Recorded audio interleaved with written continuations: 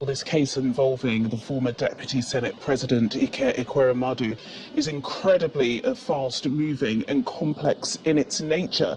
Now, just about 24 hours ago, we were under the assumption that he wasn't to appear in front of Uxbridge Magistrates Court until next week, Thursday, the 7th of July, but appears as if some diplomatic pressure may have been added to the British courts, and then I received a tip-off very late last night that he would indeed be appearing this morning.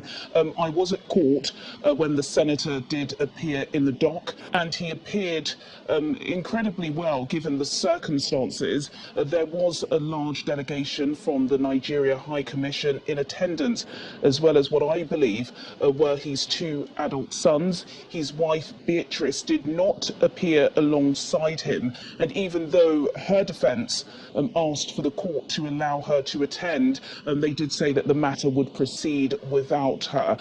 What the prosecution outlined is that a 15-year-old boy a couple of months ago was picked up from the streets in Lagos for the purpose of organ harvesting. An official document was put into the British High Commission in Nigeria, and a visa was granted. Now, suspicions were raised when this alleged child was consulting with doctors at the Royal Free Hospital. They weren't certain that he was telling the truth about his age and whether or not he consented to this organ donation. He then fled the Ekweremadu residence, and after 3 days of sleeping on the streets of London, he handed himself into the Metropolitan Police. And it was from that discussion with the police that a warrant was put out for an arrest for the senator and his wife. He was then arrested at Heathrow Airport on the way back from Nigeria. I believe at the time he was travelling to Turkey, and now he is facing very serious charges under Britain's Modern Slavery Act.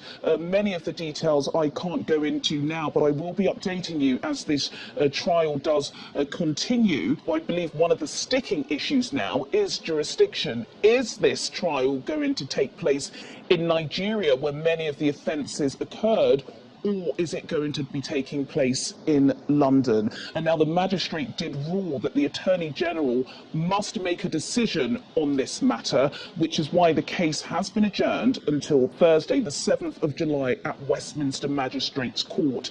Now, I do believe the Senator will be sitting in front of a magistrate. However, it is very likely, because of the size of Westminster Court, that he could actually be sitting in front of a judge, and he is facing a lengthy prison sentence if indeed the Attorney General does rule that the case can be tried in London. There are some people that would ask whether or not this case has now been escalated into a diplomatic row, considering that Ekweremadu and his wife do have a residence here. Is it not possible for him to be under some sort of house arrest?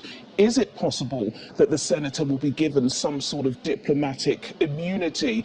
Those are really important questions, and I believe they could be answered as soon as next week, Thursday, when it will be decided if the senator is remanded into custody yet again, or he returns to Nigeria to face the courts there. Juliana Olayinka, reporting from Channels TV News in